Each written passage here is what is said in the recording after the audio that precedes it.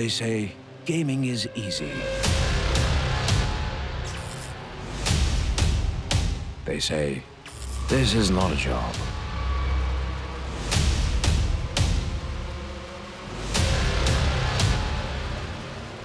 They say it's a waste of time. But we kept at it. Got better.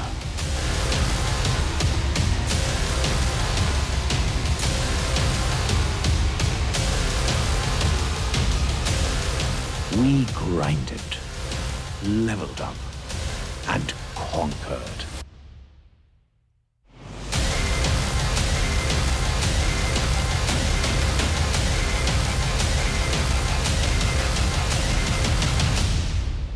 We are gamers. We are the ESL India Premiership, powered by Omen by HP.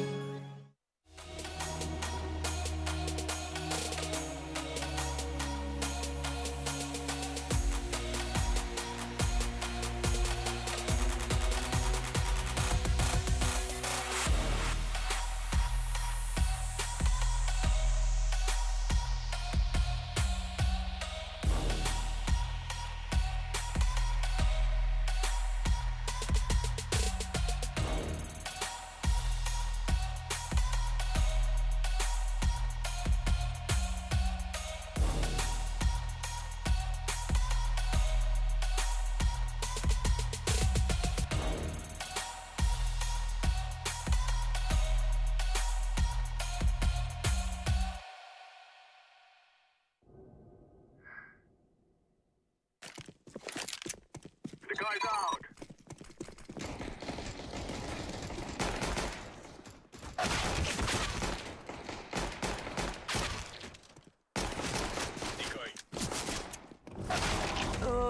That was beast.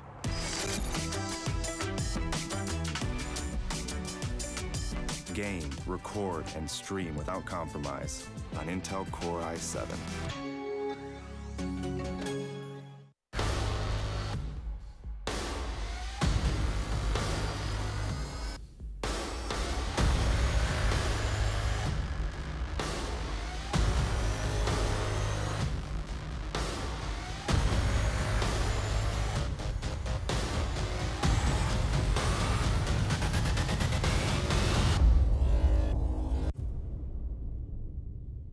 The ESL India Premiership 2018 has 3 seasons: summer, fall, and winter.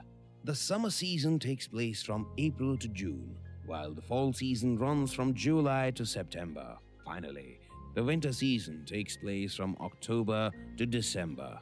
Coming to tournament formats, each season is divided into 3 tiers: the professional tier, the Master League; the semi-professional tier, the Challenger Series; the Open tier, the Starter Cups. Moving on to the frequency, every season in the ESL India Premiership 2018 will see 1 Master League, 3 Challenger Series, and 3 Starter Cups. The Masters League now hosts 12 teams and players. Meanwhile, the Challenger Series has 8 contestants and follows a double elimination format. Finally, the Starter Cups are now limited to only 128 participants, so make sure you register for the Premiership now. Once you register for the Starter Cup 1, you'll have to fight your way to the top. At the end of the phase, you will get promoted to the Challenger Series 1. You should try and maintain your position in the Challenger Series 1, 2, and 3. But this is no easy task. At the end of every phase, the bottom 2 contestants are dropped out. They are replaced by the top teams from the Starter Cups. Those who succeed in the Challenger Series are rewarded with promotion to the Master League. The top 4 teams will proceed to play in the next season's Masters League. Meanwhile, the Master League runs uninterrupted until the end of the season. The 12 champions will constantly try to establish their dominance over the others. But at the end of a season, the bottom 4 teams are relegated to the Challenger Series, while the top 4 play at the Land Finale for the top prize. ESL India Premiership 2018 begins in April. The registrations are on, so make sure you sign up now.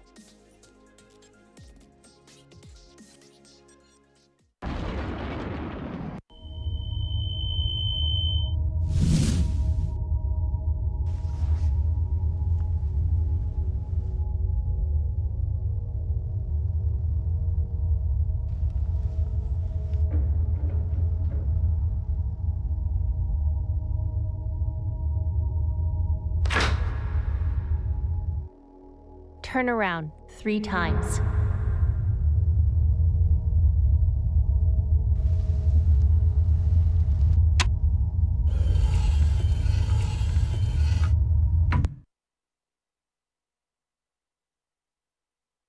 Start shooting.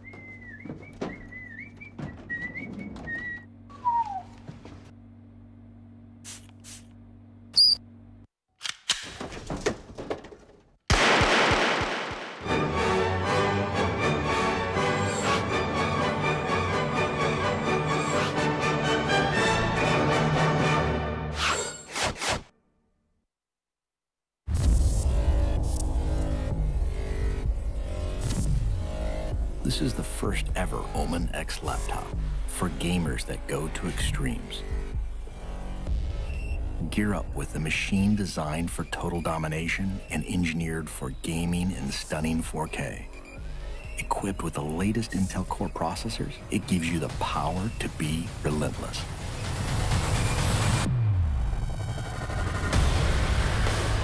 With a 17.3-inch diagonal screen and desktop-class graphics, you get maximum performance to be victorious anywhere.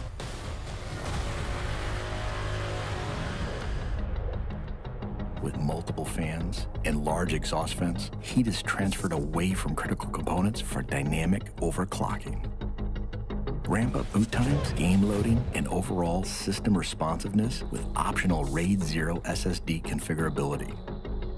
An RGB LED backlit mechanical keyboard lets you program each individually lit key to create customized key maps that switch seamlessly between games. With 2.5mm travel and in-key rollover, you can take out your competition with more accuracy and precision.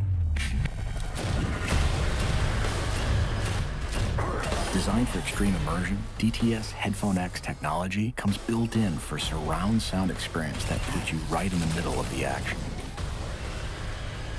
With the addition of a VR headset, gamers can step inside a completely immersive world for an elevated gaming experience. Single-panel access to key components makes serviceability and upgrading easy, so you won't be sidelined or held back on your road to supremacy. It has a brushed aluminum finish on an armor-like chassis. A jet fighter-like construction with hidden lift hinges ensures you're always at the ready. And with striking lighting effects and see-through window to components, others will know too. Unleash your fiercest gameplay anywhere with the extreme performance of the new Omen X laptop.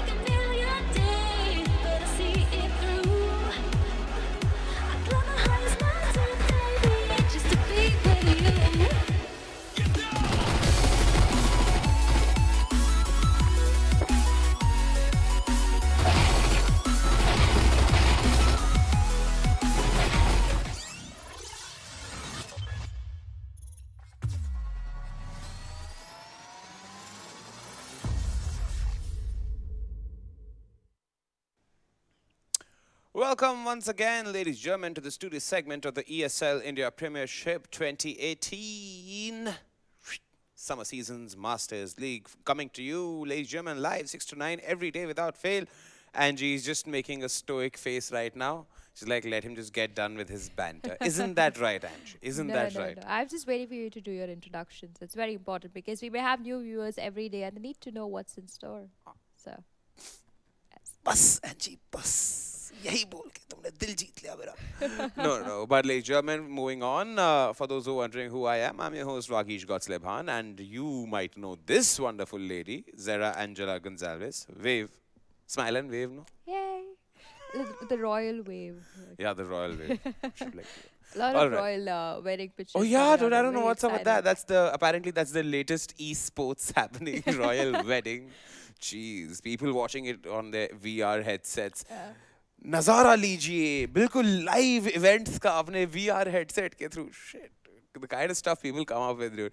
But moving on, the kind of stuff we come up with every day without fail is that we bring to you the best 5 Clash Royale. We bring you a great Counter-Strike level offensive game. We bring you a Dota 2 game. And all of this has been, is being done to you, or rather being given to you, being broadcasted to you, is because we have some great names backing us up. I'm talking about our esteemed sponsors, Omen by HP, HyperX, Intel, Norton Gaming and ESL coming together to present this to you. So everything, the pieces of the grand jigsaw puzzle coming in together. But today we have an interesting Clash Royale game. Isn't that right, Angie? Yes, it's going to be fantastic to watch this one. We have 2 great players who, one of them could even make his spot into the land finale if he wins this game, while the other one has been cruising from the lower end of the leaderboard to right below Sutikshan. So I'm very excited to see how these two why don't I from the powers that be bestow this power to you, that okay, why don't you introduce them to our generous audience, wonderful audience? Okay, so the first contender of today is going to be Kamil. His actual name is Shadab Kamil Khan. All right, so let's see Shadab Kamil Khan.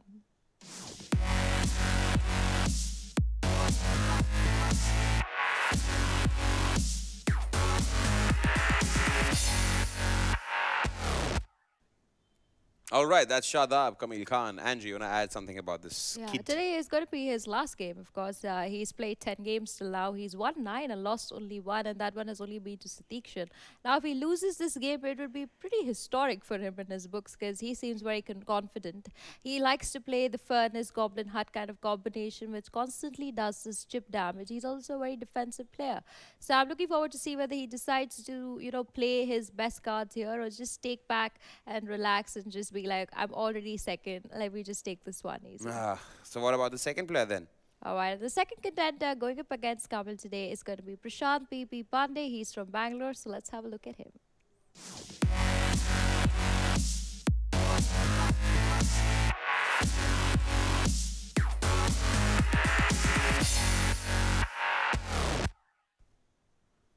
All right, that's Prashant P.P. Pandey. Angie, you want to add something about Mr. Pandey? Oh yeah, Mr. Pandey has also played 10 games till now. He's won 7, he's lost 3, and this would be his final game too. The problem with this player is, as of now, he's sitting 5th on the board, which is a little, I would say it's always a place where you don't want to sit because you work so very hard to kind of climb the leaderboard. You And want then to suddenly make it to the land suddenly finale. somebody comes up from beneath, piche se, from the Yeah. niche of the standings. What is wrong with me today? What is wrong with me? Oh my God, my English and my diction and my everything included has gone down. But we have the standings Oh, here. he's gone to the 4th spot. He's and gone to Saif's the 4th moved fifth. spot. So pretty cushy there, Yeah. unless and until Manmohan Mehtab Singh turns over rustles some feathers. I don't see much of a change coming in for Prashant P.P. Pandey. He's not definitely in danger. But if like he does lose this game, then he would have the same score as Saif. So then who makes it to the land finale between two? Oh, I don't know. Maybe. Would there be a tiebreaker? Maybe there might be a tiebreaker. That would be exciting to see. There'd be a round difference, all right. So that would be exciting to see. I mean, it's a very crucial game for Prashant. No, I because mean, he's even gotta if make he sure he wins loses this game, he still won't have like a round difference, no? Because they both have like won 7 games and like lost 4 then, if he loses this game. Yeah, if he loses this game, then we'll have like a round difference. How many games he kind of took out of the best of 5 in Oh my 7 games. God, that's like That would be detailed. like when you're going for your college exams and you're marked by the 0.2, 0.3 Sir, percentage. teen marks, sir. Bas 3 marks, sir. 3 marks. No, but ladies and gentlemen, that's what we have for you guys when it comes to the standings, for that point of matter. In fact, let's quickly take a look at the players and get to know more about them, see what kind of stats they have. All right, stats are up. My eyesight is totally Okay. betraying me. Angie, It's going to be 4,000 trophies for Kamil. PP, meanwhile, sitting at 4,500. We have highest trophy count at 4,600. Meanwhile, highest for Prashant is 5,800. We have wins here at 3,900 and 7,990. If you see the total games played, almost double here, 14,000 and 8,000. They are pretty similar. I mean, we talk about 3 crown victories, though, on the other end. We have 3,000 3-crown victories coming from Prashant. So he goes full out. I think he just goes and takes on 1 Princess Star and just goes directly for the king throne. all right, so And, then let's bring out the ban cards then and yes, see definitely. what's been banned. Okay, I'm pretty sure that's Pekka. You know, the reason Yeah. why I'm being like very weird about it is because so I'm undergoing some very weird different treatment for my eye. Yeah. So right now I've like put like 3 different drops and everything's like hazy. So I see outlines, I see colors. Okay. I see a lot of purple. So I believe that's the So Pekka. that's the Pekka. And I don't know what the hell Kamil is is just going to bat out the Goblin Heart. Now, Okay, there that's the is- goblin. There's a very specific reason he's done this. The last matchup he played against, his opponent too had the Goblin Heart. And that indirectly meant that the push was constant between the 2 players. This way, what happens is he gets to pick the Goblin Heart for himself and also drop in the Furnace card, which is one of his favorites. And then he just adds like a Bandit to it in the Battle Ram. And he's going to take down 1 tower really, really quick. Meanwhile, the Furnace and the Goblin Heart will keep the pressure constant. So even though he's not, using up his elixir, he is getting what he wants. So it's a constant pressure for his opponent to keep dropping cards to kind of make sure that the Furnace doesn't really hit the tower. And that kind of concept works a lot for Kamil.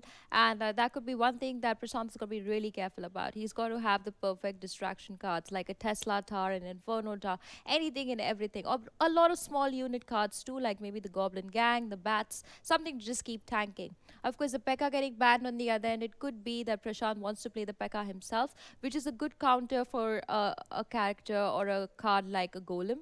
So if Kamil does try to play something like that, the Pekka will Like be any strong funny defense. monkey or chunky monkey business is Yeah. going to be dealt with swiftly and justice will be True. delivered. Definitely. I also know these players like to play the 3 Musketeers, so I'm hoping to see whether Prashant is opt to go and play the 3 Musketeers. All right, so then let's quickly, we'll head off into the game and bring all these games to you of Clash Royale between Shadab, Kamil Khan and Prashant P.P. Pandey.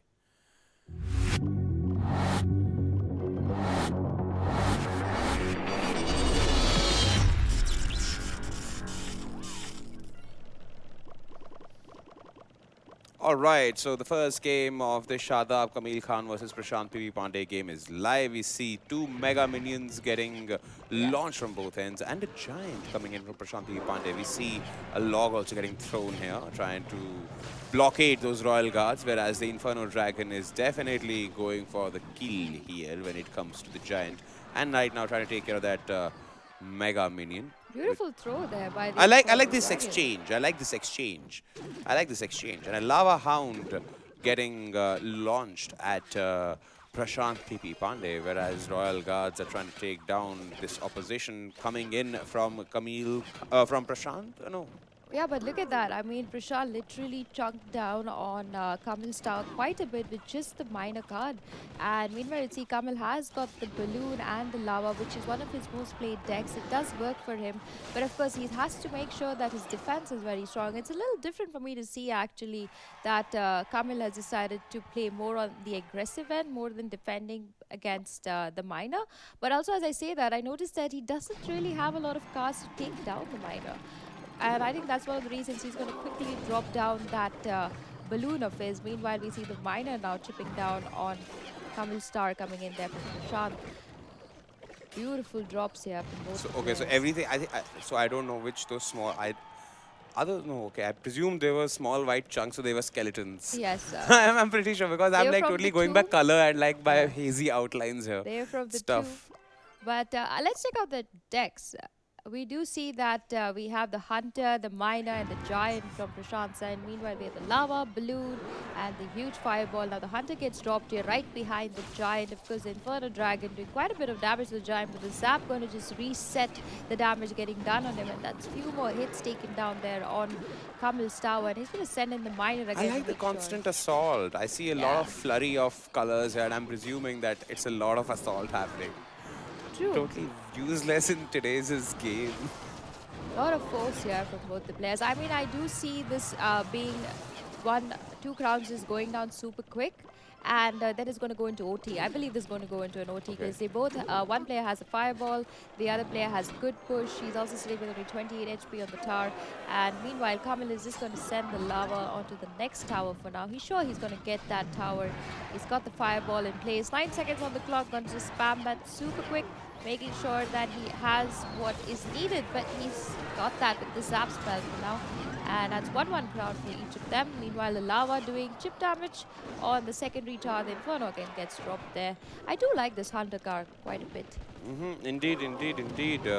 I haven't yet acquired the abilities of the Hunter card yet, but soon enough when I'm King level 8. Yeah, I find the Hunter card and the Magic Archer pretty similar over here. And further on, we see that the skeletons get dropped again over here. The Mega Minion gets dropped here. But Kamil making sure that his lava has the space to kind of reach Prashant's tower. And Prashant, meanwhile, is going to send out the Giant again. But the Inferno Dragon making sure that the Giant may not reach the tower for now. And that means that he's got to be really careful. The skeletons get dropped here. The Mega Minion is here, but there's no damage that can be done here from Prashant's side. We see the Miner getting dropped again. And I think the only worry that Kamil has at this point is that he has nothing to really take care of the Miner card. And that's the only thing that's kind of blocking him from really going ahead and just taking down the second part of this game. But the Inferno Dragon again gets dropped. So repeat of what just happened. And Prashant, meanwhile, trying his level best to make sure that the Giant reaches the tower. Skeletons not going to be able to do much. The Hunter, of course, being a good card, but very low on HP, which causes him to die super quick. But the Miner trying his best to tank over there. Another lava gets popped here. The Balloon, of course, still being a choice, I think, over the lava for me. But now we see the Giant still re-rotating over time. That's 1 minute 24 seconds. The Miner is on his way now. He's going to get that chip damage off. Prashant's playing this really well.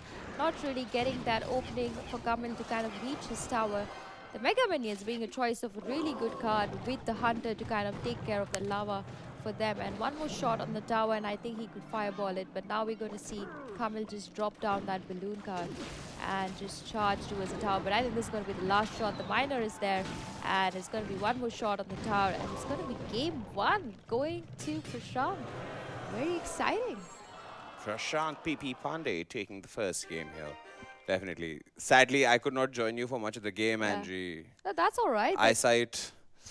Why you betray me? Sorry. This was a really interesting game. I mean, I like how Prashant kept the pressure constant on Kamil. Normally, it's the other way around, which kind of causes him to just sit back and relax. But this is one of the games where I didn't really see. I don't really like the balloon and a lava combo, to be very frank, because it takes up a lot of elixir. Also, you don't really have a lot to defend with. So I'm going to see whether Kamil continues with the same kind of cards or adds the Rascals back into his deck, which kind of worked for him in the last game. Also, I'm opting to see whether he still goes for the Furnace card, because I really like that card. Also, I want him to play something out of the box, like maybe even the Goblin Barrel. Indeed. So let's move off into the second game and see what's in store for us. Angie, I hope you're ready for this spectacle here. Oh, yeah. All right, and Prashant's going to play his main favorite card. It's going to be the Golem coming in from him with the Rocket, the Tornado, and the Log. Meanwhile, we have Kamil, who's gone in and added his favorite card to his deck. It's going to be the Bandit, the Battle Ram, the Inferno Dragon, and the Minions. He's going to start off the game with just the Ice Golem for now. He wants to see what Prashant has in store. The Skeletons, of course, being a favorite of both these players for now. You see them drop. The Inferno Dragon gets a drop here. Now, it's good that Kamil has the Inferno Dragon, because he, as of now, doesn't know that there's the Golem card, but very soon he will, and that would be the best drop for him to go with that kind of build. Also, he's decided to add the Dark Prince, which favors his deck quite a bit. He's got the splash damage. Meanwhile, we see Prashant, who's decided to go with the Baby Dragon, and also the Dark Prince himself. Now the Bandit's going to just charge in. This is where Kamil shows his true strength. He's going to quickly charge down and take down that tower, and then just hold his defense to mighty strong. But as we see here, there's really no response to that Inferno Dragon, and he's just going to chunk down that tower so quick. He has a Fireball.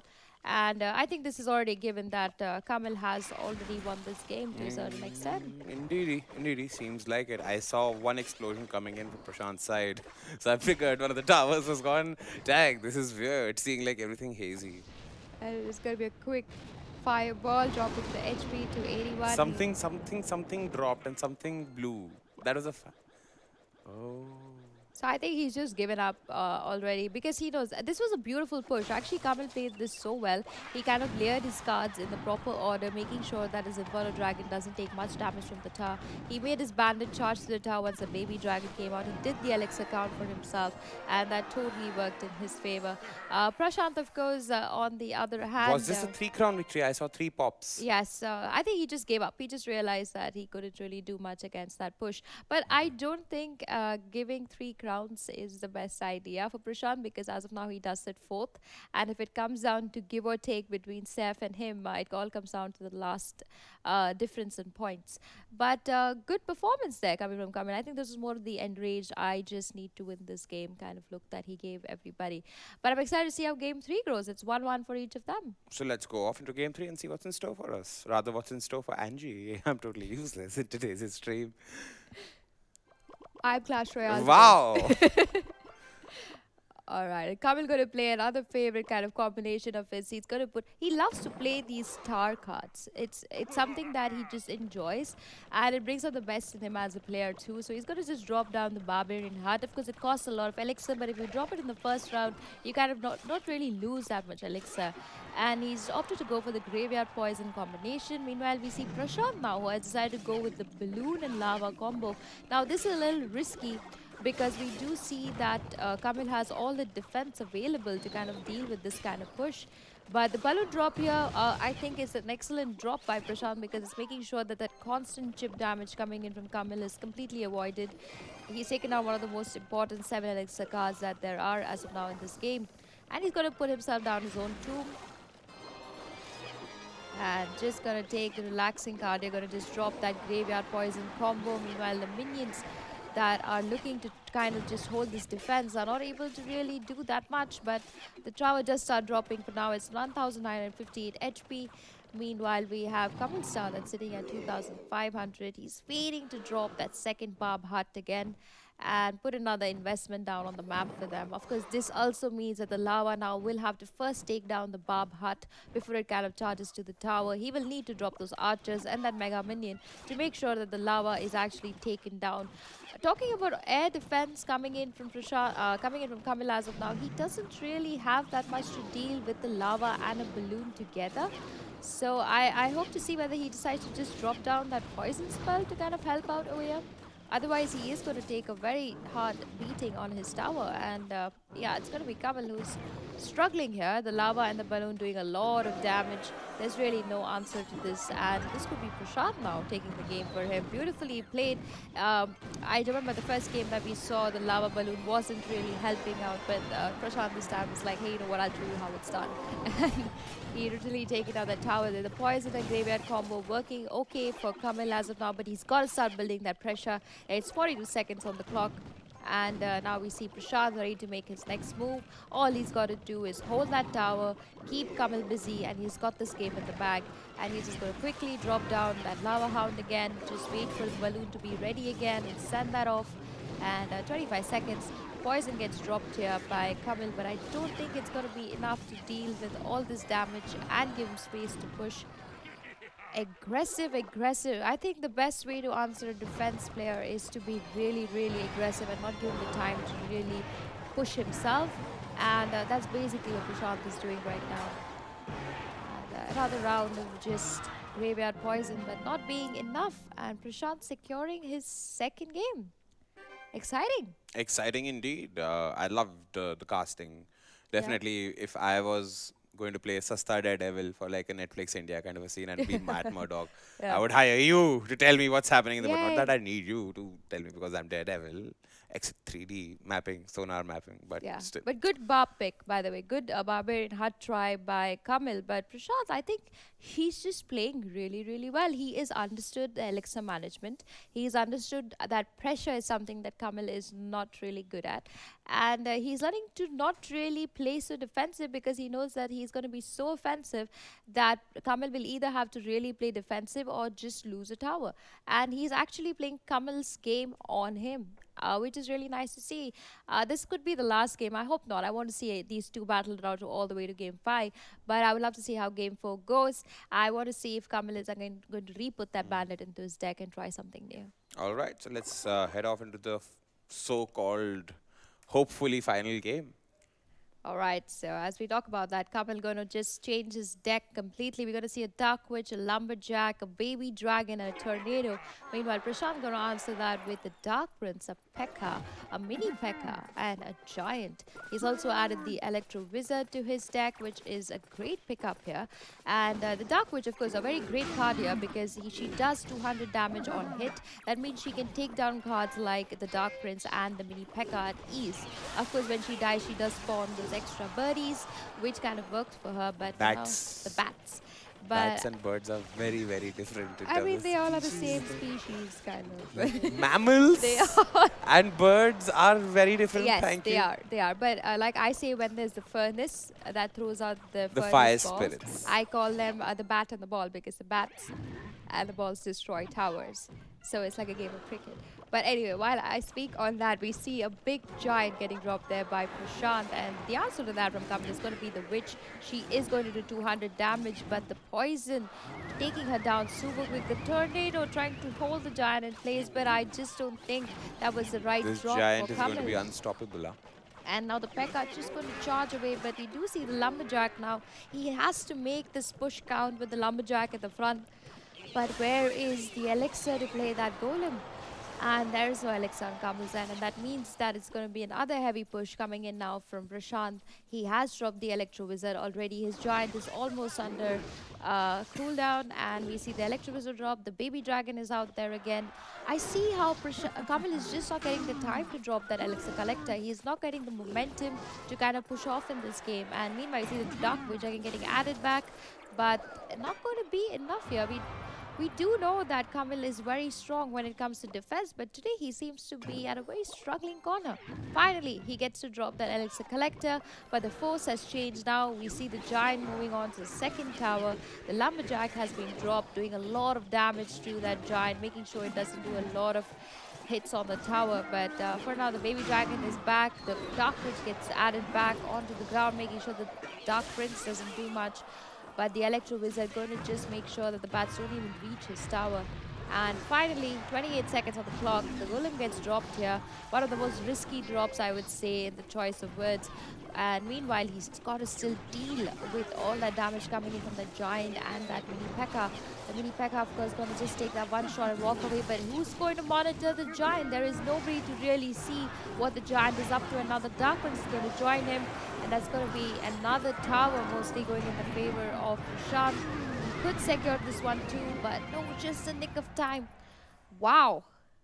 Very, very exciting to watch. I never expected Kamil to be put on the spot and have to, like, he just didn't know what to do. Well, PP is one of the most experienced ones, and as far as I can deduce from what you told me was happening in the game, I'm pretty sure PP overwhelmed him with not just exquisitely amazing units, but also the fact that he utilized the momentum well.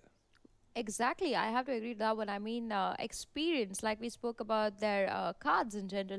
We talk about their player standings in general, that he has hit 5,700 trophies. And as I keep repeating this, it's not easy. It's not easy to get there. Of course, Kamil is good with his tricks and his plays. He's got a certain play style that he follows. But Prashant is a kind of, like I said, he's a very versatile player. He knows how to really deal with every kind of thing that's brought to him. And maybe that's why today he is sitting fourth on the board. And he's defeated a player who's going to take his second loss. That means that he's actually such a brilliant player. He has such a different gameplay.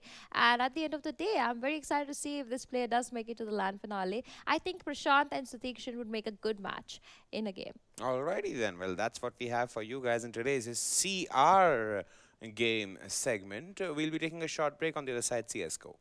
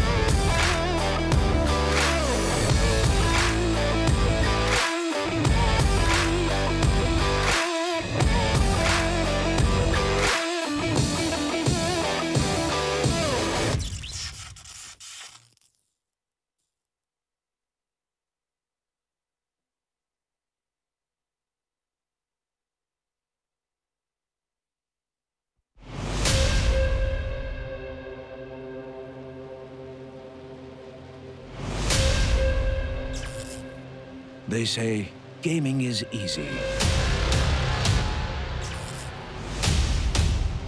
They say this is not a job.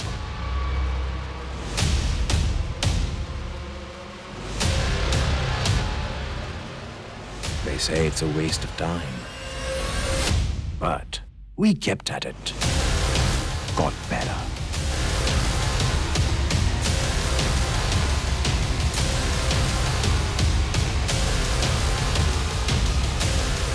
We grinded, leveled up, and conquered.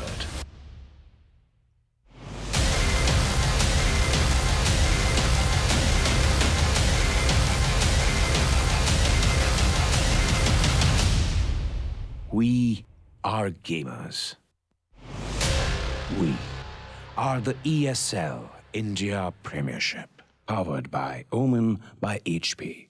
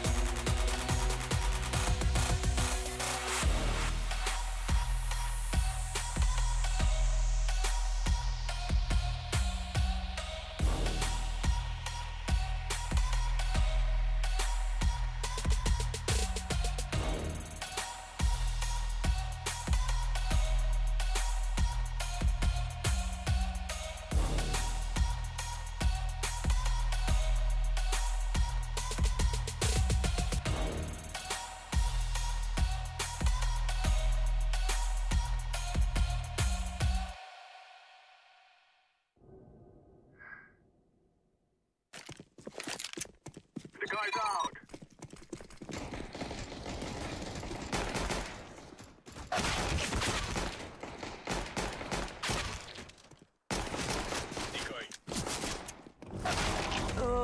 That was beast.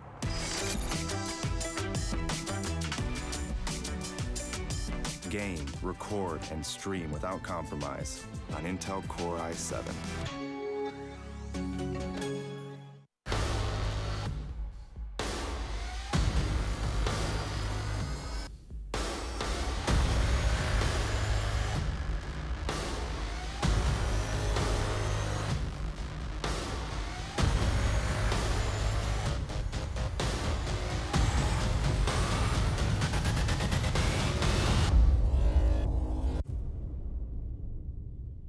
The ESL India Premiership 2018 has 3 seasons: summer, fall, and winter.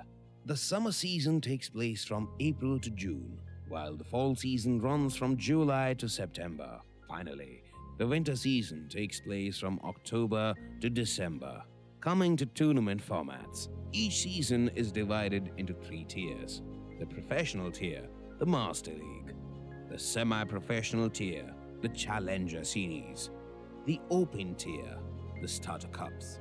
Moving on to the frequency, every season in the ESL India Premiership 2018 will see 1 Master League, 3 Challenger Series, and 3 Starter Cups. The Masters League now hosts 12 teams and players.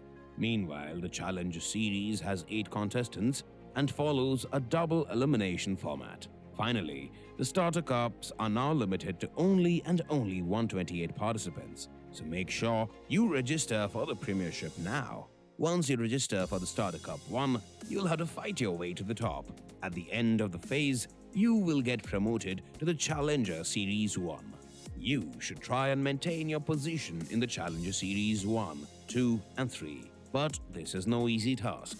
At the end of every phase, the bottom 2 contestants are dropped out. They are replaced by the top teams from the Starter Cups. Those who succeed in the Challenger Series are rewarded with promotion to the Master League. The top 4 teams will proceed to play in the next season's Masters League. Meanwhile, the Master League runs uninterrupted until the end of the season. The 12 champions will constantly try to establish their dominance over the others. But at the end of a season, the bottom 4 teams are relegated to the Challenger Series, while the top 4 play at the land finale for the top prize. ESL India Premiership 2018 begins in April. The registrations are on, so make sure you sign up now.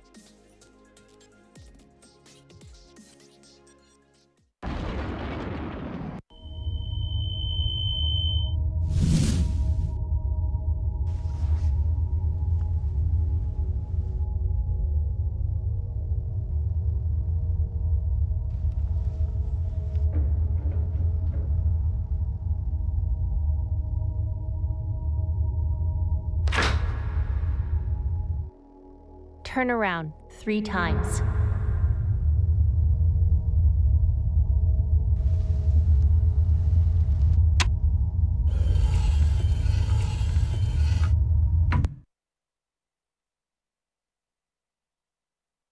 Start shooting.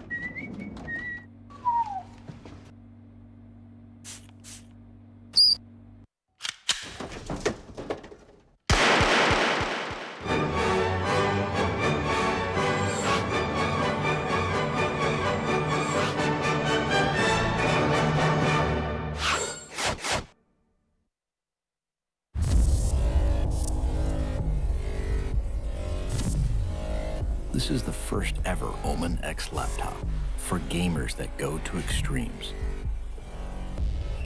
Gear up with the machine designed for total domination and engineered for gaming in stunning 4K. Equipped with the latest Intel Core processors, it gives you the power to be relentless.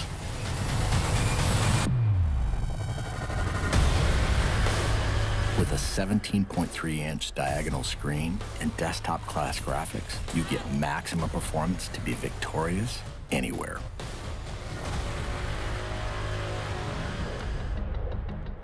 With multiple fans and large exhaust vents, heat is transferred away from critical components for dynamic overclocking. Ramp up boot times, game loading, and overall system responsiveness with optional RAID 0 SSD configurability. An RGB LED backlit mechanical keyboard lets you program each individually lit key to create customized key maps that switch seamlessly between games. With 2.5mm travel and in-key rollover, you can take out your competition with more accuracy and precision. Designed for extreme immersion, DTS Headphone X technology comes built in for surround sound experience that puts you right in the middle of the action. With the addition of a VR headset, gamers can step inside a completely immersive world for an elevated gaming experience. Single-panel access to key components makes serviceability and upgrading easy, so you won't be sidelined or held back on your road to supremacy. It has a brushed aluminum finish on an armor-like chassis. A jet fighter-like construction with hidden lift hinges ensures you're always at the ready. And with striking lighting effects and see-through window to components, others will know too. Unleash your fiercest gameplay anywhere with the extreme performance of the new Omen X laptop.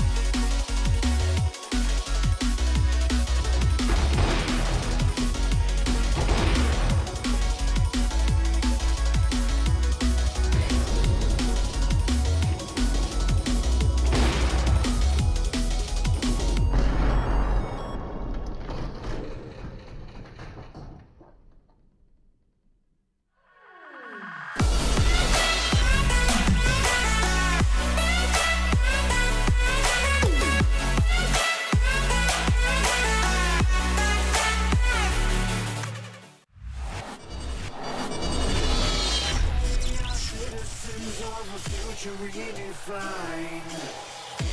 No regrets tied to the things we leave behind.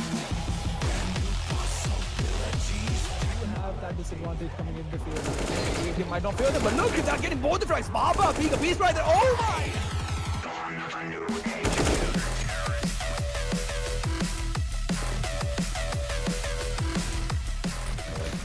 Agree with you. It's going to be a fast peek from Spawn. He's going to peek out again. He finds another one. Kill is once again there. What a god. His Spawn is just going off, looking for more. Gets the quad kill. Like three kills to life. However, he's got the Emperor out, and Cyborg gets bombed down into a huge play coming up.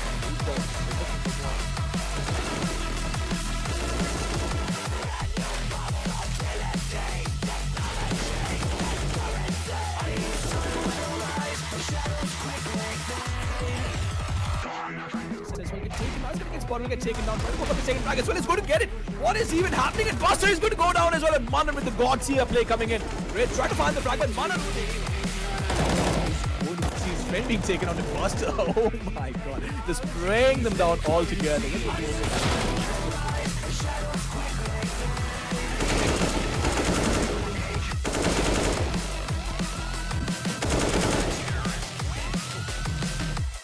It might just prove to be huge, and I like this double setup towards Shelter. Scally. What?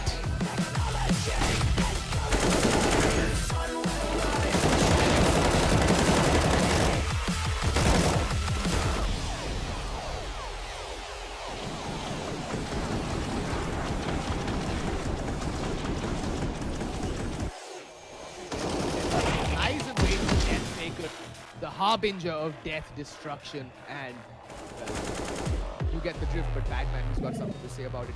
One kill out! Kill that! Citizens of a future redefined. No regrets tied to things we leave behind. Brand new possibilities. No sun will rise. Maybe he's gonna go in for the same. Gets the first one, almost get the second, and the Matrix is gonna get taken down. Trans, you god! What was that run from?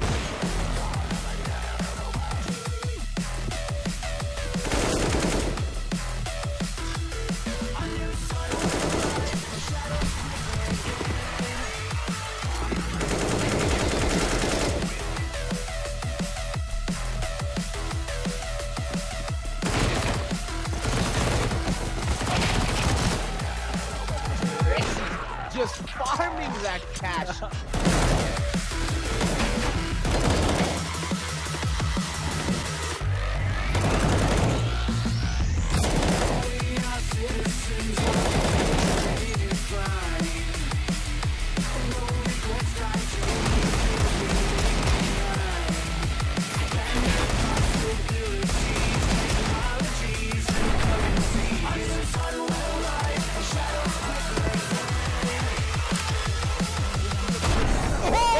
What was that shot?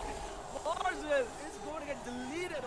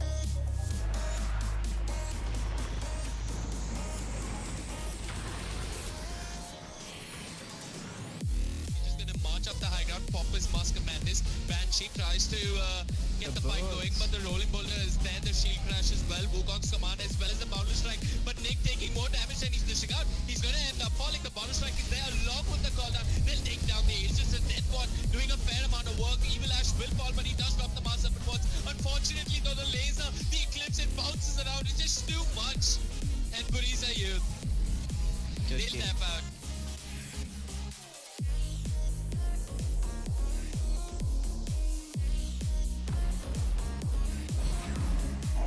Okay, look at this. Blizzard has the Jingle, moves in, finds the Doom.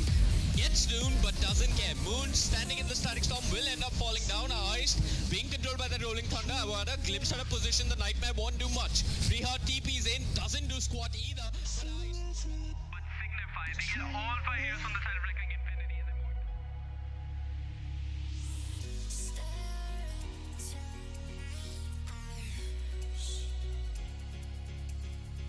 Starts with the Walrus spot. Sacked up on the floor, but what? What was that glimpse? Why? This the epicenter and the power strike coming through. Micro copying a fair amount of damage. Quick heal scepter buys him time. Darshan bouncing around in the shots with the snowball.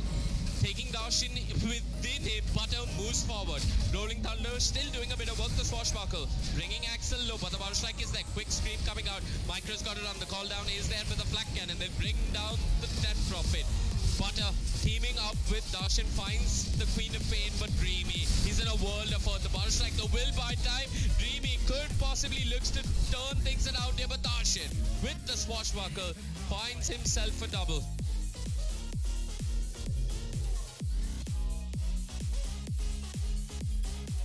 Looking at quick skewer, they've got no chance. No chance has got to be careful, but elsewhere Blizzard that ends up falling. The Light Stealer getting a double in, no chance with the rupture upon him. Drops the cast, tries to run the Supernova, stunning a bunch, but where's the fall of damage? They're trying to deal with the Witch Doctor, no chance. Force stopped out of there, still dropping really low. Will not end up falling as it's the Bloodseeker falls in there. Swifty. Two-man coil catches the Magnus and the Phoenix without the Supernova is nothing but food. As Blizzard gets himself an ultra kill and Signify.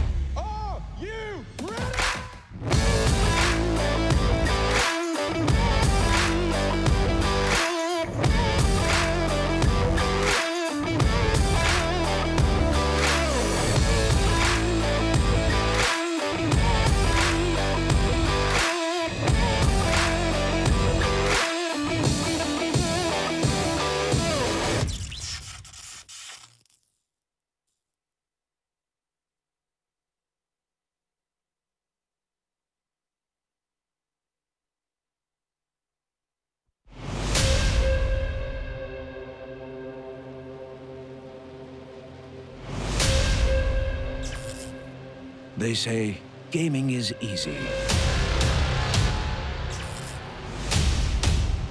They say this is not a job.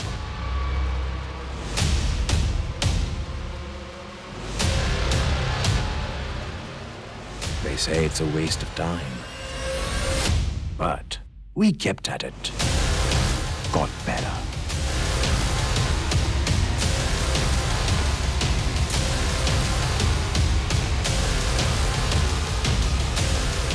We grinded, leveled up, and conquered.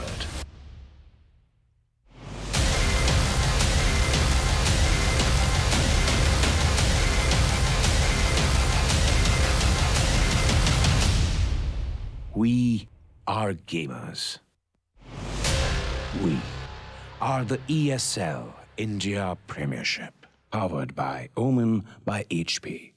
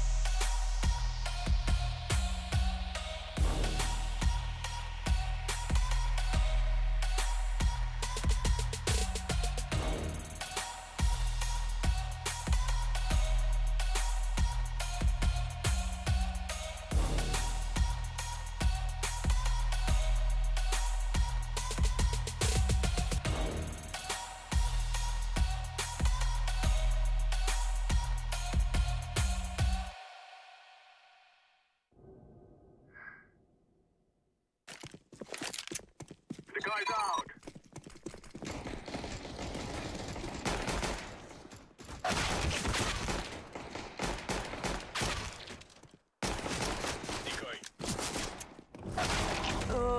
That was beast.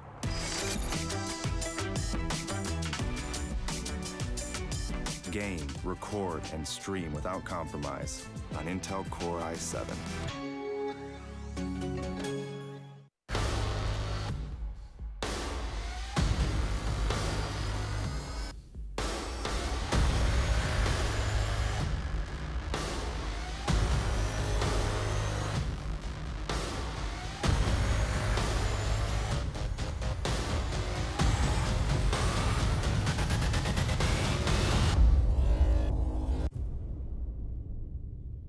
The ESL India Premiership 2018 has 3 seasons: summer, fall, and winter. The summer season takes place from April to June, while the fall season runs from July to September. Finally, the winter season takes place from October to December. Coming to tournament formats, each season is divided into 3 tiers: the professional tier, the Master League; the semi-professional tier, the Challenger Series; the Open tier, the Starter Cups. Moving on to the frequency, every season in the ESL India Premiership 2018 will see 1 Master League, 3 Challenger Series, and 3 Starter Cups. The Masters League now hosts 12 teams and players. Meanwhile, the Challenger Series has 8 contestants and follows a double elimination format. Finally, the Starter Cups are now limited to only 128 participants, so make sure you register for the Premiership now. Once you register for the Starter Cup 1, you'll have to fight your way to the top. At the end of the phase, you will get promoted to the Challenger Series 1. You should try and maintain your position in the Challenger Series 1, 2, and 3. But this is no easy task. At the end of every phase, the bottom 2 contestants are dropped out. They are replaced by the top teams from the Starter Cups. Those who succeed in the Challenger Series are rewarded with promotion to the Master League. The top 4 teams will proceed to play in the next season's Masters League. Meanwhile, the Master League runs uninterrupted until the end of the season. The 12 champions will constantly try to establish their dominance over the others. But at the end of a season, the bottom 4 teams are relegated to the Challenger Series, while the top 4 play at the LAN finale for the top prize. ESL India Premiership 2018 begins in April. The registrations are on, so make sure you sign up now.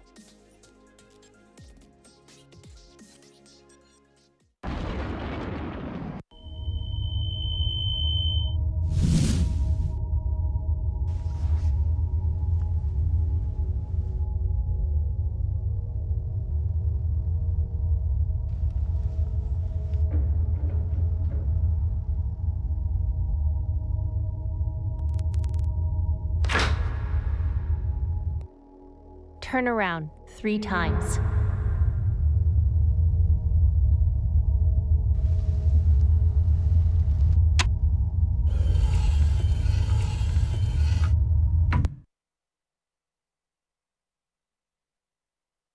Start shooting.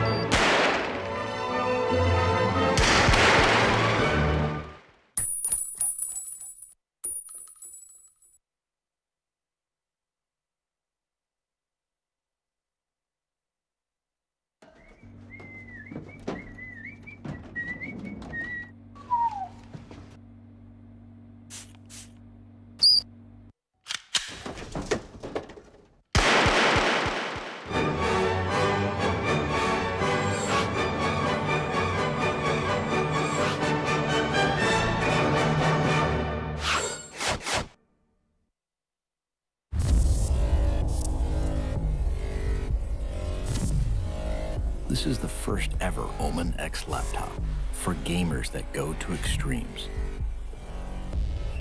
Gear up with a machine designed for total domination and engineered for gaming in stunning 4K.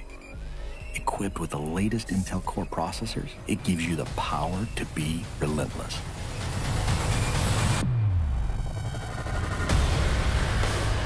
With a 17.3-inch diagonal screen and desktop-class graphics, you get maximum performance to be victorious anywhere.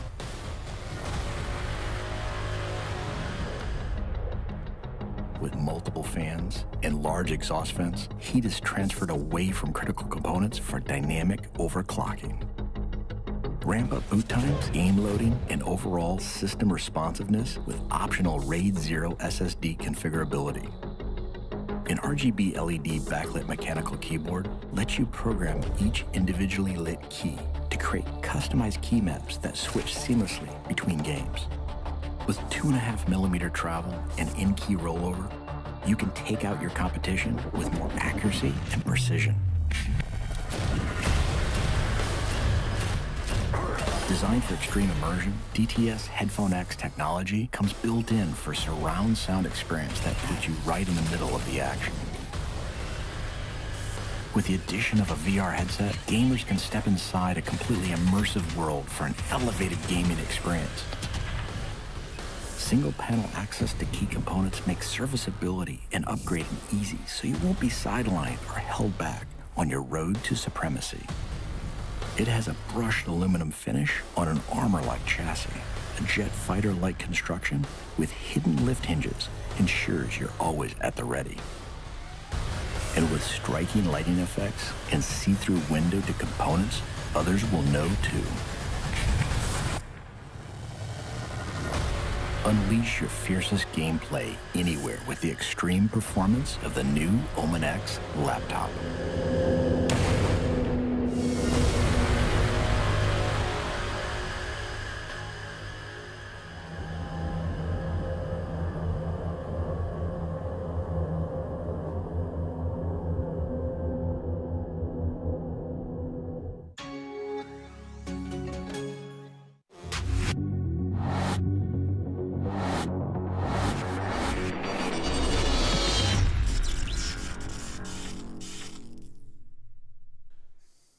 Welcome back, ladies and gentlemen. That was a slightly longer-ish break there. Usually the breaks are shorter. The good news is, but we have a game. Yeah. So the reason why Angie is saying this is because apparently we were informed that Intencity Pune5 had a power cut, and so they were waiting for the power to come back.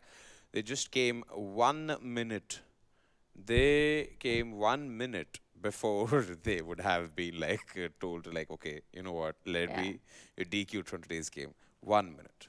1 minute. 1 minute आपकी जिंदगी बदल सकता है. So today's Counter-Strike Global Offensive game, ladies and gentlemen, is between two very interesting teams. Let's start off with the introductions first with the lack of time here. ATE Gaming.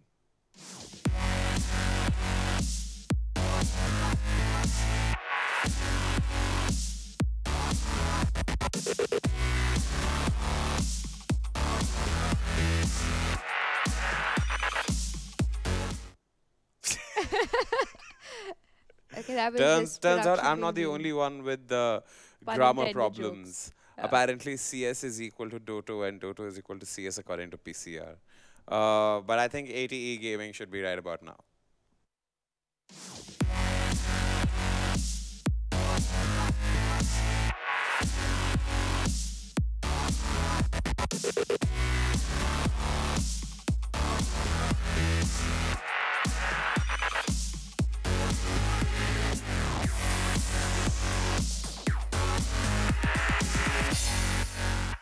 All right, that's Team ATE Gaming. Let's quickly get acquainted with the Team Intencity Pune5 also.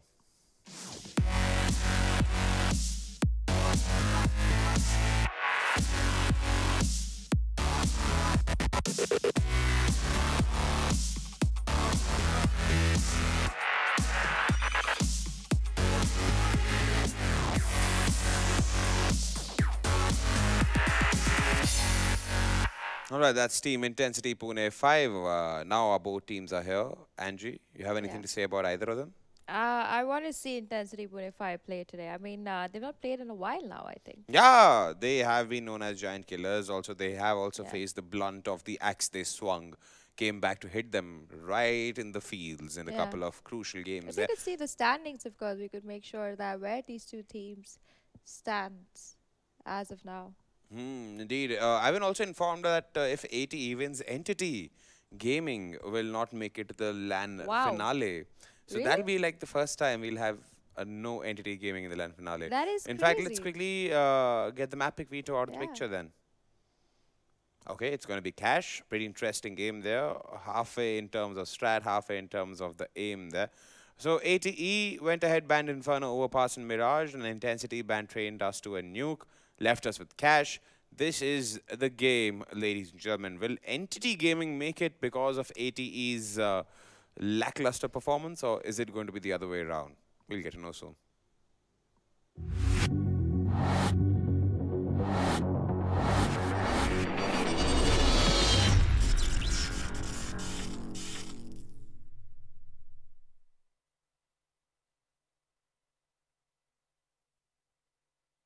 Welcome back to the ESL India Premiership. It is time for Intencity Pune5 to take on the giants that is ATE Gaming. We're going to play it on Cash, and this is a must-win game for ATE Gaming. Not only do they need to win this game, they need to also hope that Too Easy do not win their game against Portal He's Esports tomorrow.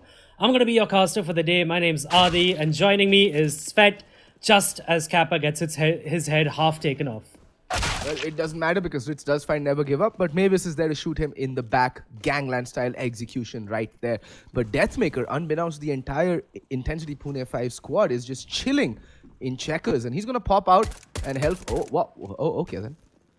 Should have gotten that kill quite comfortably, but doesn't matter. Hellfight. What? Okay. That should have been around that.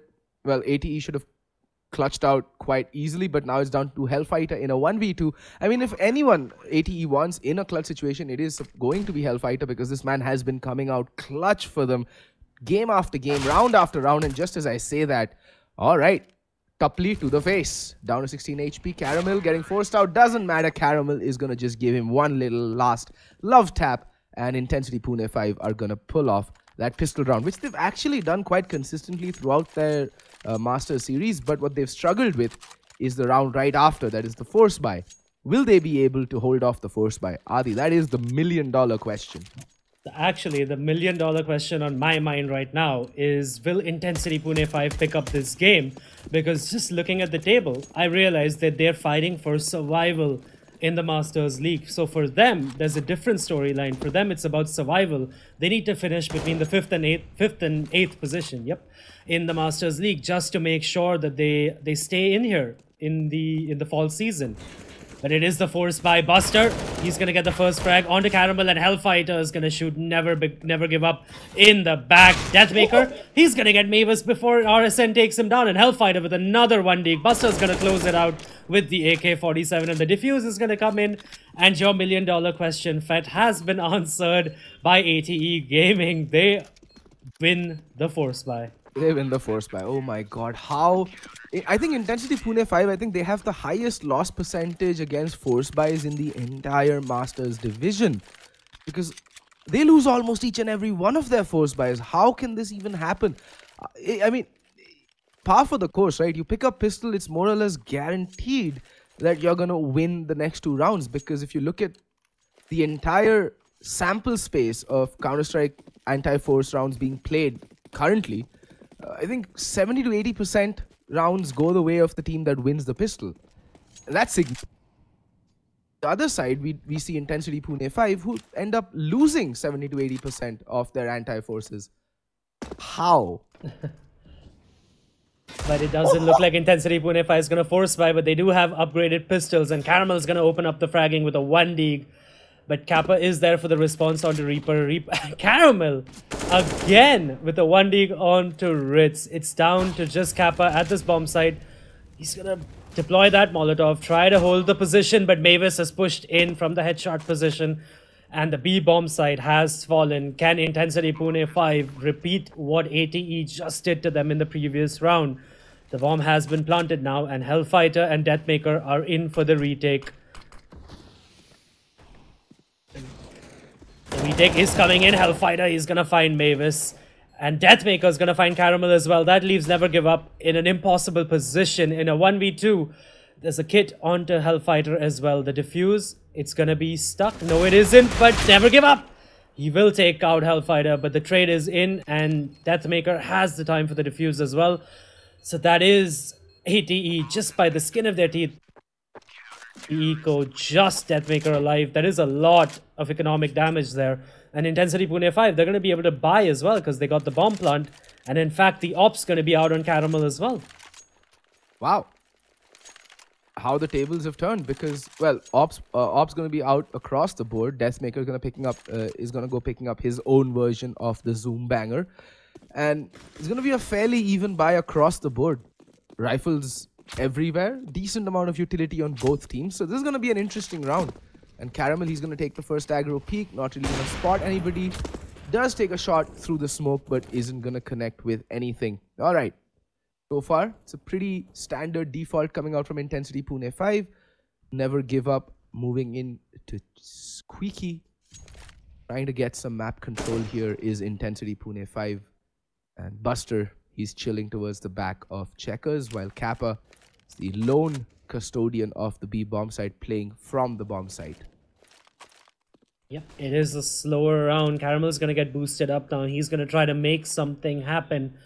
You did say that this is a curious pickup in the build-up. Well, when we were waiting for this game to go live, Cash letting ADE have Cash, it seems like a mistake, but let's see if they had something up their sleeve. Ritz, he's going to look away at the worst possible time. Never Give Up is going to shoot him in the back of the head. Mavis is going to get Deathmaker at the court position as well.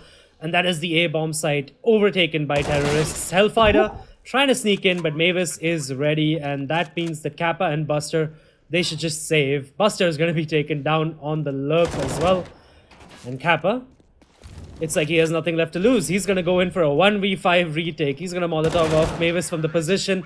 He is going to take Reaper down, but Caramel is there for the trade. And 4 players alive for Intencity Pune5. And it is 2-2. And it's all even Stevens. You know, it's just funny. I've got Blair Daddy sitting right next to me, and he's just looking at the game and he's just shaking his head like, And I mean, yeah, Blair just did come back from DreamHack, right? But it was some tier 2 Europe CS, so he shouldn't be sitting too high up on his horse. I mean, he did cast Big and Gambit. And sure, North as well. But and North. Yeah, but they are like tier 2 now. Hey, don't say that about Danish Counter-Strike, dude. You know, Anders will find you and he will kill you. Anders will have to get an Indian visa first. I'll talk to Modi ji and make sure he doesn't get a visa. Actually, you mean Sushma ji, but well, I'll go straight up. But anyway, it is a 4 TE, and it is the second test for Intencity Pune5. They have a chance now to prove us wrong, to win an anti-eco, an anti-force that is. And let's see if they can do that. And it is again going to be a slow round. Caramel, he's scoped in and he's walking in just... Can he has things? But nope. Reaper, he's going to get his head blown off in the back of from the back by Ritz, but the trade is in. Deathmaker elsewhere at the door, in fact, has got Never Give Up, and the perfect flashbang by Kappa. He's going to get 2 for himself with that overpowered CZ. That leaves Caramel alone. And with the AWP, he is going to get Buster, who was lurking around behind him, but it is still a 1v3, and it doesn't seem like this is going to be possible. Caramel is in an impossible situation right now. He's surrounded more or less, and I don't know what Deathmaker's trying to do. Okay, he's channeling his inner launders and halfway succeeds, but then at the end of the day, that is the toughest jump actually. It's not the first one, it's the one from that little tiny box to boost. That's the tougher jump in my opinion. And Caramel now, I think he's just going to try and save this AWP. Oh, Deathmaker getting spotted out. Deathmaker being a little too over ambitious, but Hellfighter and Kappa, they're just gonna hold their ground. They've cemented themselves to the floor and they're not going to budge. Caramel throws away his AWP in disgust, but then remembers how expensive it is and picks it right back up. And with that, Intencity Pune5 lose yet another force buy. I think at this point, ATE should just be playing out the rest of this game with pistols and armor, and they'll have a better chance of winning the game. Definitely. And the delay in the game, by the way, in the start of the game, was because of Intencity Pune5's cafe losing power, just proving that Vagish doesn't know what he's talking about, and Pune isn't that great a city. But yeah, I mean, they ran to another cafe where there is power, because remember, they are fighting for survival. And talking about fighting for survival, Caramel gets the first frag onto Ritz, and that is man advantage for Intencity Pune5. Deathmaker needs to be careful. For now, he's the only one there. Deathmaker playing highway. He can come in for support at the drop of a hat. But Buster, I think he would have much rather preferred to have been boosted up. Caramel spots out Deathmaker. Deathmaker needs to go huge at this point. Got to have a lot on his shoulders. 3 players in A main, 1 player in Squeaky, and 1 player towards mid, whom Buster should be picking up, to be very honest. But RSN, he's going to back away towards A main as well. It's going to be a full consolidated YOLO A play. And Deathmaker is just chilling behind the smoke. Needs to be very careful. He needs to stay alive. He has to be the difference maker. And he's going to try and make a play through the smoke. But RSN, he's going to be picked up. He's going to be picking up Buster. And Deathmaker just chilling towards Squeaky. Oh, just using the chaos. The chaos, and they almost line up for him. But Caramel, out of nowhere, with that glorious triple kill that round, is going to dig Intencity Pune5 out of their own graves. And ATE Gaming lose another gun round. All right, like, I seriously think they should just be playing this game with pistols, Adi. Yeah, I'm just hoping that they force buy into this as well, and it does look like they are going to force buy into it. They have been winning every one of their forces, so why not? It does seem, though, like I mean, that round should have been AT Gaming's. I have no idea how Intencity Pune5 waited at the A-bomb site for so long, and still, and just as I say that, Buster, with the force buy, with the CZ, picks up RSN, who was boosted up. And ATE Gaming, they're going to reply back with a boost of their own. Ritz picks up the AK and gets Reaper as well. He's going to fall off. That's a 2-man advantage for ATE Gaming. The Force buys, man, the Force buys. They're just so damn OP. Ritz picks up a third. And that is his second as well, on to Never Give Up. And it's a 5v2. Oh my god, Fett. I can't facepalm any harder than this. Look, I'm telling you, right? Blair Daddy is sitting right next to me, and he just poked me and said, "Kya ho raha hai ye?" And we both, I was like, "It's just watch. This is glorious. This is the best Counter-Strike under the sun because it is so unpredictable and so random at times." And that's a decent pop flash, and Deathmaker will get taken down, but Ritz and Buster, they peek out simultaneously, get the kills, pick up the rifles, and it's all well and good. Yep, an AK-47 and an AWP recovered for the ATE Gaming side. 4-3 now. They're just not letting go of this economic control, this economic battle. It's still raging. Intencity Pune5, they're going to force buy themselves. And you could almost wager some money onto this, or a lot of money, in fact, onto this, that Intencity Pune5 are going to pick up this round.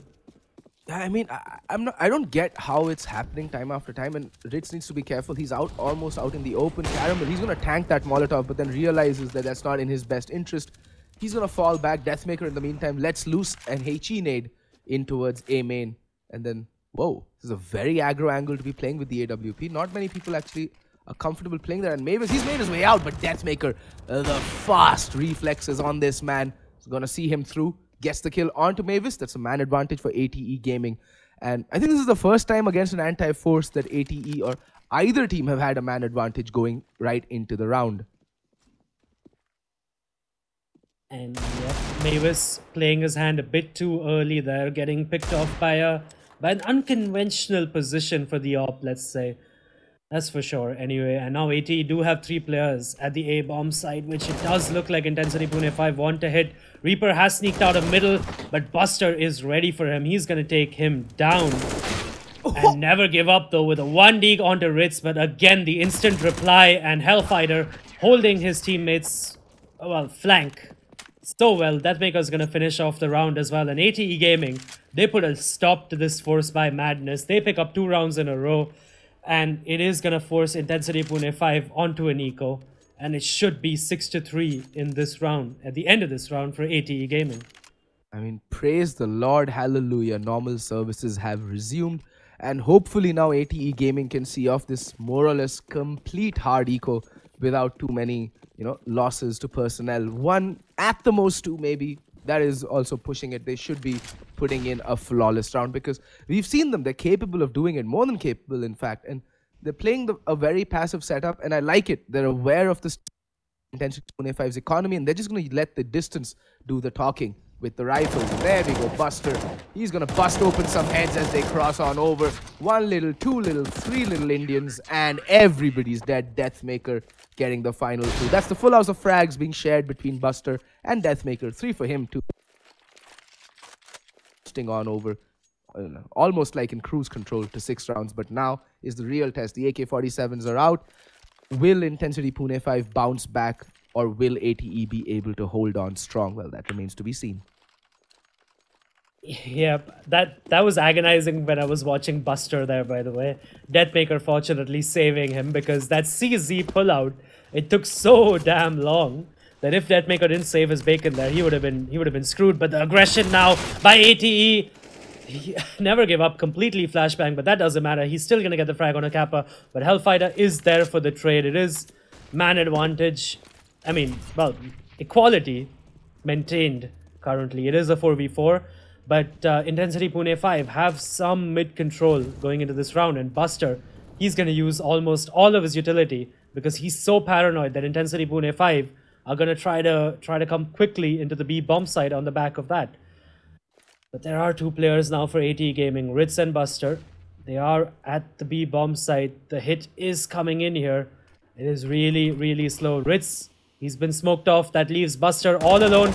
He's going to get the first frag. He's going to get a second. Can he get a third? No, he won't. Mavis is there, but Deathmaker again raining death from above. Going to get Mavis with the op, leaving Caramel in a 1v3 situation. Caramel just about in the nick of time being able to retrieve that bomb. Should be able to get the C4 down. Well, nope, he won't, because Ritz is gonna use that time. Just timing it perfectly. He waited for the nade to leave, knows that it affords him just about a fraction of a second to get the drop in on Caramel as he pulls out the primary. And perfect timing on the peak there, and he gets the kill. And ATE move on over to 7 rounds, and Intencity Pune5 are back to eco territory. And, well, now I can say that normal services have resumed, because ATE Gaming have looked phenomenal on cash so far in the ESL India Premiership. And they're just, you know, finally they found their footing, and it looked, whoa, okay, as I say that is a failed Molotov and a half. Super general. Super general. But Ritz does pick up the first frag onto Caramel. Deathmaker with an uncanny miss. And Hellfighter, he's whipping his spray as well. What's happening to these lads? Deathmaker, he's gonna get one, but he's gonna get overwhelmed by that CZ on Never Give Up. And Never Give Up has in fact picked up the AWP as well, but he's being shot through the smoke by Hellfighter. Sitting at 7 points of health, but that's not gonna matter. Buster is in there to clean up, to clean house, and that is 4 players alive for ATE Gaming. So that was almost a clean anti-eco. And again, it's one of the two usual suspects. It's either Hellfighter or Deathmaker, who's almost always gonna be top fragging. But on the other side, look at Reaper. He was so close to joining Her Majesty's Secret Service. Just a couple of assists saving him from that esteemed title in the, you know, in the CSGO world. 0 kills for him. He needs to pick it up. His team depends on, like, it is a team game, and you can't be on 0 frags and expect to come away with a favorable result. And Deathmaker, again, he's just such a god with the AWP. He's just switching it up time and time again. Needs to be careful. Caramel does have the angle, but there's Buster. Oh, a shade too slow on the draw there, and he is going to get punished. Kappa going to get pop flashed in. Gonna make his way inside. It doesn't matter. Everybody's dead. Intencity Pune5 finally putting a round worth boasting about on the board. Yep, Kappa there with the flashbang didn't go out fast enough. Hellfighter does hear my Mavis. And Mavis does think better of it. Why walk through the smoke and lose your gun? Because your economy isn't that great. But as soon as I say that, Mavis walks out before the pop flash that his teammate was going to deliver to him. Hellfighter does pick him up, but he is going to die to RSN as well. And ATE, they have so much money that it doesn't really matter. They can buy for maybe one more round after this as well, in case they do lose this round. But yeah, Intencity Pune5 with a really clean take of the B bomb side, and it was a little bit of a misplay by Deathmaker. Maybe he should have had Buster flash him into that angle, because he was oh so late at the checker's position. And Buster now, he's gonna smoke off B mains. Ritz playing up close and personal. He's gonna be heard out, but nope. But RSN, yep, he did hear him out. He's gonna take out Ritz. And again, man advantage in the favor of Intencity Pune5. Remember, ATE Gaming, they need to win this game. And they need to win it really, really cleanly, because only if... Well, I'll get back to that later. Buster does pick up Mavis as well. Mavis, rather. And that does equalize the man disadvantage. It is 4v4 right now. And it does look like Intencity Pune5 is going to go in for that A bomb side. And like I was saying earlier, ATE Gaming, they need to pick up this game as cleanly as possible and hope that tomorrow Too Easy lose to Portal Esports, because only in a 3-way tie will it go down to round difference. If it is a 2-way tie, it is a head-to-head. So, yeah, and in that case, I think Entity comes out on top. No, Entity has 20. Has 20 as their round difference, and AD is sitting at 26 right now. So they need to hope and pray. But Deathmaker, he's going to pick up a frag, but never give up. He's going to get the trade, but Hellfighter, Deathmaker's buddy, is in for the trade as well. And Kappa, he's going to be lucky, but Hellfighter's not going to be that lucky. The one deke by Caramel, and Reaper's going to finish off Kappa as well. That leaves Buster in a 1v2 situation.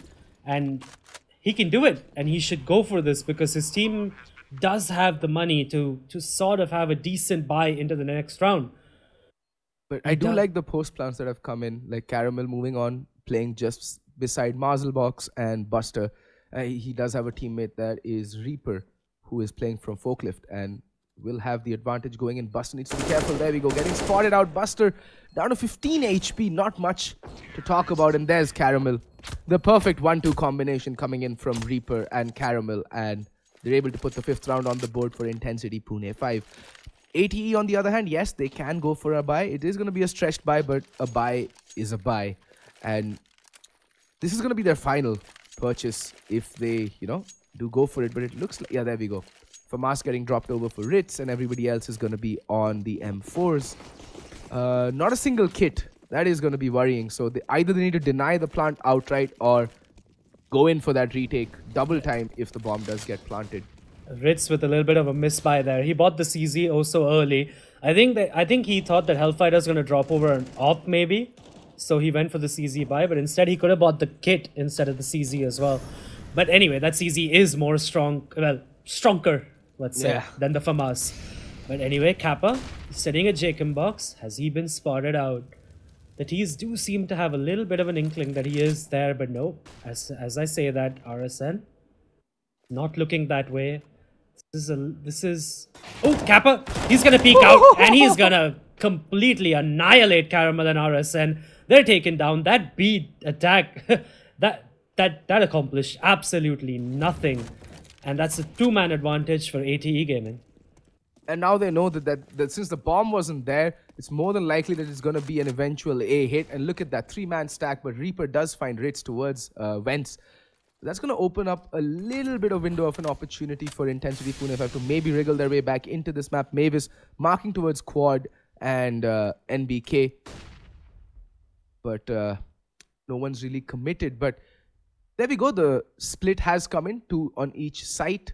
Kappa, he's been such a rock towards B this entire tournament. He has been possibly one of the best B players on Cash throughout the tournament. The way he's held it down like a boss. Buster will peek out, does find a kill, but doesn't find a kill. But Kappa's going to find his 3rd, but cannot find any more. And Intencity Pune5 somehow have managed to bring it down to a 2v2. And there we go. The plant comes in, so now the retake has to come in fast and swift. Otherwise, it's going to be almost impossible for, well, ATE to stick that defuse. It's going to be a 10-second defuse. Yep, a little bit of a misplay by Kappa there. He could have covered Buster a little earlier, but now, Intencity Pune5, they're going to win the round. 3v5, doesn't matter. That's a massive throw by ATE. And they're going to save these weapons because they have absolutely no money going into the next round. Kappa with 3 frags in this round. He's going to be raging at his teammates right now. He's going to be like, what the hell, guys? What in the actual hell? Wah do heck is what you wanted to say. I know it. I know it. You're a PUBG player. Yeah. Oh, just addressing the chat, by the way. Entity Gaming is not out just yet. If ATE win this, that doesn't matter as long as 2EZ picks up their own game. If 2EZ picks up their game against Portal Esports tomorrow, it'll be ATE and Entity on 7 wins and 4 losses, and that would mean that would just go to head-to-head, and ATE would actually Entity would actually win that out because Entity has defeated ATE previously. So a lot at stake here a lot at stake tomorrow as well for ATE and Entity. And anyway, it is a force buy coming in by ATE in the last round of this half.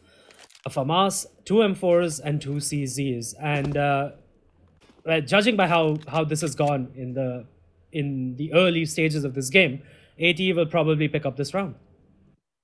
Pretty much, yeah. I mean, considering that they have two pistols, the 2 overpowered easy CZ pistols. And there we go, never give up. Getting completely and utterly blinded, dabbing away to glory. But they have given up mid control, and we see Reaper just barreling his way up highway. This could be dangerous for, well, ATE Gaming. Well, scratch that. Deathmaker is going to find Reaper. And Caramel, he's going to get tagged in towards, marking the mid position. But the A hit is coming in. Rates up close and personal with the CZ. Deathmaker goes down. Almost lines them up. But there we go. RSN and never give up. Just laying down the corpses left, right, and center. In the meantime, Caramel is spotting for the rotation. Missing that tripwire shot there. Really needed to do better. And then getting team flashed as well. Buster picks up Never Give Up, but Kappa does get traded out. And Caramel will find the final kill onto Buster. 8-7. Actually, that's not a bad ending to the half for Intensity Pune5, seeing as how things were going in the beginning there for them. Yep, definitely not. They really picked up 4 rounds in a row in the last 4 rounds, so that really helped them out. And I like this as well, the tactical timeout coming in. They're discussing what to do in this pistol round. Because remember, Intensity Pune5, they're fighting for survival in the ESL India Premiership Masters League. So they need to win their remaining games as well, just to survive. But anyway, ATE Gaming, well, since it's a timeout, nobody has bought yet. That's interesting. And I think they're still planning it out. Ritz does buy up the armor almost instantly, and so does Never Give Up. But, yep, let's see what kind of buy Intensity Pune5 go for after the end of that tactical timeout. They have no more. I don't think they have any more technical timeout remaining because they used up all 15 minutes of the allocated time just to enter the server. There was a power cut in their cafe, as Adi had pointed out. And there we go. Reaper with the kit and Caramel with the smoke. So does Reaper have a smoke? Caramel with the CZ. That's interesting. Having a CZ on the pistol round on the CT side, I mean, it's a mixed bag, to be honest. Yeah, he's playing a long-range duel with that CZ. I don't understand it. But anyway, it does look like it's going to be an A execute. It is the A split. A smoke and a Molotov coming in. Mavis, he's going to get one, but he's going to be traded out by Buster. Never give up. He's going to be found out by Buster, but he's still going to take one down. Deathmaker will take him down. But it is a 3v3 retake now. The bomb is going to go down in the next couple of seconds. Ritz with the A main plant. And Caramel, he's going to smoke off A main for this retake. It's a terrible smoke though. And Kappa, he's going to pick up RSN. Ritz, Caramel, trying a long-range CZ shot, but doesn't matter. He's going to be taken down by the USP. Like I said, long-range duels with the CZ, not really the best option. Yeah, I would have hoped that Caramel would have taken that CZ to the A bomb site, like played the default site position, because you can really do some serious damage against, you know, non-head armored opponent, non-helmeted opponents with that gun. And with that, especially with that erratic fire rate, it literally fires in a cone of death and destruction at sometimes. It's so random at close ranges, and you can do so much damage with the CZ. But now is the difficult round. It's the anti-force, but there's Deathmaker, and he is the harbinger of doom for ATE Gaming. Mavis, though, does pick up a couple of kills, but both the remaining players on Intensity Pune5 are locked out of the bomb site. Buster is going to land, well, a very good headshot, but Caramel replying in kind with that deagle of his. His deagle is possibly one of the best in the country. The way he uses it, it is like an ICBM missile, the way it lands at all distances. And Caramel, oh, unfortunate there, getting stuck with the nade in his hand. Deathmaker with a quad kill that round, and ATE Gaming see off that eco, I'd say, because no player bought armor to go with their pistols from Intensity Pune5, which is interesting because that means that they can have a lot more utility going into their first gun round. That is the case, but yeah, I mean, it is an eco now, so it should be a straightforward round for ATE. They're gonna go to the B bomb site where Intensity Pune5, they've actually stacked 4 members towards here. RSN, he's gonna whiff everything. Deathmaker is just like, wait, what? Huh? How am I alive? Yep, and Ritz will clean it out. But yeah, I mean, that was a clean round coming in. But what was that by RSN? It's not RSN's fault. It's just the new P250. It's just the new P250. It's just there's no consistency to that first bullet accuracy. It's like 10% accurate on the first bullet. I don't know what stats are attached to it. It just never hits where it's supposed to, from my experience. And you just saw there. That was the proof in the pudding itself. The crosshair was on Deathmaker's head, and he just popped up like a Diglett from behind Jacob box and said, "Okay, enough. You die now." And he was dead. Yep, and he can't even blame the hitboxes there because they've been fixed. in this the update that hit yesterday. So it is 11-7. It is a buy round though coming out, and weirdly enough, other than the utility, the better guns are on Intencity Pune5. There is Kappa with the UMP, and it is going to be a full-on A execute by the looks of it. Double Molotovs coming in, but they're not going to find anyone because Intencity Pune5, they're not playing that at all. Mavis, he's completely blind, and Buster snuck into the bomb site. He's got 2 frags for himself, but Reaper has 2 of his own. A quick flurry of frags. Mavis will take down Hellfighter. Kappa will take down Mavis in return. And it is a 2v2. Never Give Up and Caramel. They have to retake this bomb site. I'm not a big fan of these post plants coming in from Kappa and, well, Buster. But now they're finally spreading out. One towards Forklift, one towards Quad. And the retake is still to come in. Caramel does have a kit, but he doesn't have armor. Needs to be careful. That aim punch can be a problem, but doesn't matter when you're hitting shots like that. And now it's all down to Buster in a 1v2. He's cornered. But what? Why? Oh my... How? Why would Never Give Up go for that diffuse when he knows Caramel can't cover all his angles from that from where he's playing? Nerves.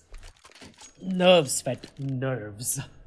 But anyway, Intencity Pune5, they lose another round. It is 12-7 now. That's 4 rounds in a row for ATE Gaming. They need to keep showing that accuracy, that teamwork, that excellence that their name has in them, because they need to really win this game. Caramel, he's gonna be taken down by Ritz, the 1D not landing for him. And it does look like AT Gaming, they favor this B bomb site when they know it's an eco, but Reaper, he's gonna rip off Buster's head, but Hellfighter is in for the trade yet again. And the B bomb site, it's been overtaken by terrorists. Wow, that looks like Delhi the day after Diwali. There's just so much smoke there on the B bomb site. The players just won't be able to see anything. Deathmaker does pick up RS, and now it's all down to Mavis and Never Give Up. And fall back. Never Give Up should save that armor and that CZ. It's a pretty decent investment to be carrying forward into the next round. As I say that, Ritz is going to annihilate him. Ritz falls back to safety. Kappa, he's going to get hurt out, but Kappa is going to lay down the spray down onto Mavis. And that's 13 rounds on the board for ATE. It definitely is. Intencity Pune5 now going for the double ops setup. If all else fails, the double ops come out, and they have a lot of utility to work with as well, at least on 3 of the players. Caramel and RSN have, of course, gone in for the AWPs, so they have absolutely nothing. Yep. In terms of utility, that is. I mean, I'd still prefer utility, one more player with an M4 and utility rather than 2 ops, but let's see if they can actually be the difference maker in this round. That's gonna be difficult considering how explosive ATE have been. There's no aggression. The aggression by Intencity Pune5 came out only in the pistol rounds. It's just like how they play their Inferno. It's annoying to watch this because you need some sort of man advantage. Cash for the CTs, it's not really an easy map if you don't get the man advantage. So they really need to adjust the way they're playing. But of course, the double ops can work out. And, you know, if you're not going to aggress, at least you have the double ops out. But it does. They need to land their shots. AT Gaming playing really slow right now. They boosted a couple of players up, or at least one player up at the middle boxes. And he's just going to be watching the flank while the A hit comes in by his teammates. Buster taking out the Molotov. He's going to flush out anyone hiding towards Forklift. RSN, he's just gonna walk into the crosshairs of Ritz. Mavis somehow getting the kill onto Kappa, but Buster there for the quick trade. And now it's gonna come down to Never Give Up and Caramel, who are the closest players to the A bomb site to stop the inflow of players coming in. But Deathmaker, he's gonna retrieve the C4, and Buster is gonna hand Never Give Up a brand new haircut. A reverse mohawk, if you will, and Caramel. An uncanny miss from him. Ritz, will he go for the repeat? He's gonna climb up and... whoa, both of them missing. This has been kind of a comedic round, but there we go. Hellfighter plucks Caramel's head. Like, he just instantly eviscerates Caramel's face. And now Reaper, he's put his Air Jordans on and he is out of there. doesn't want anything to do with this quote-unquote retake. He's just going to save that armor, that M4, that kit, and hopefully carry it on to what may possibly be the penultimate round of the game. And there we go, Hellfighter. Death from above, Assassin's Creed style, jumping headshot. 14 rounds to ATE, Intensity Pune5 yet to pick up a round on their CT side. Yep, and it is, like I said, they need to show some aggression, they need to show some sort of drive to win this game. And the way to show that is aggression. But ATE, they're looking excellent on cash. And if I was any other team, and if ATE does manage to qualify, you're gonna want to ban out this map because they look oh so strong on it. But anyway, in ATE now, it does look like they're gonna go for the B bomb site where there's just one player, that's Reaper, defending that bomb site. And just as I say that, Caramel is rotating in with the UMP, but he is, well, he's gonna make some sound. There's a slow round Reaper. The smoke fades away and Deathmaker's life fades away, but Ritz is there for the trade. It is man disadvantage equalized, and of course a 4v4. It's gonna favor the terrorists. The executes come in and both the Molotovs have missed. What in the actual hell was that? But Buster, he's gonna pick up Never Give Up elsewhere, and Hellfighter, he's gonna walk in, get Caramel. Buster, he's gonna pick up a second for the round onto RSN, and even when things go absolutely wrong for ATE, they still somehow pick up the round. What in the hell, Fet? 15-7. And what were those Molotovs? Like, I'm still dumbstruck. Aren't you glad you're not analyzing anymore and just straight up casting these games? Like, aren't you just happy that, you know? I mean, I will be analyzing next season as well, and the LAN finale if ATE makes it. And, oh my god, I'm going to have a field day. And people are going to be like, why is he so mean? Does he know better? No, yes, I do know better. See, the thing is now people, since you have made so many, you know, impactful appearances on the Team Brutality stream, people know who you are. People take you seriously, you know, and they take your, critique as constructive criticism. Same can't be said for me, which is why I just stick to, you know, exclaiming and comparing weather situations in different cities the day after Diwali. That's my fort. I stick to that. I actually think that it doesn't. Delhi's bad even without Diwali, so it's like smoke everywhere anyway. ATE though. Hey, don't hate, man. Okay, this is weird. ATE has gone to and called for the dot stop. Mavis has timed out. And that's really sportsmanlike from ATE. They know that Intensity Pune5 don't have any more technical, you know, time oh my left. god. Oh. Everyone's gone. Everyone's lagging out. What is going on? I don't know why Vagish ever says that he would like to settle down in Pune. If this is their internet, if this is their power situation, Jesus Christ, man. It's a nice city, Adi, and not everyone can afford Breach Candy or South or, you know, Lower Parel or Kolaba. You know that, right? Like, yeah. It's expensive to live in Mumbai. It's a very expensive city. But, you know, on the flip side, a place like, you know, even Mangalore, it's a very nice place to live. Cafe login problem is what Never Give Up has stated. Oh man. Scheiße. Why don't they like pay for 2 hours? A CS game isn't going to last only for 1 hour. It's okay. It's okay. Yeah, this is just like when Portal Esports, they use the VPN that expires every 2 hours. Like, why? If you're going to play professionally, god damn it, man. I'm so tilted right now. I'm more tilted than Henry G. Henry G doesn't tilt. Henry G is Have you a not calm seen person. that? Have you not seen him saying, why has he gone and done that? That's him. That's just his skill of casting. He's a very energetic man. No. That's him getting tilted when somebody does something stupid on the server, like doesn't wait for a pop flash and just runs into the bomb site or gives up a man advantage, things like that. Henry G is actually amazing. I love his casting, and of course we all aspire to be as good as the top tier CS casters one day. But anyway, I mean, Intensity Pune5 have absolutely no pause time left, so our admin, if he so chooses to, can just give the 16-7 win to ATE, but ATE has been sportsmanlike and they're using their pause for Intensity Pune5 instead. So What do you do in this sort of it's- situation? it's But just sir, good okay, sportsmanship, I'll in tell my you what. opinion. I'll tell you what I'm gonna do in this sort of situation. Let me explain how things work right now, where the standings work for all these teams, and you know how it's gonna be. So AT Gaming, assuming they're gonna win this game, assuming they win this game and they close it out, they're gonna be on 7 wins. ATE Gaming is on 7 wins as well. Too Easy, they're on 7 wins, but they have 1 game to go.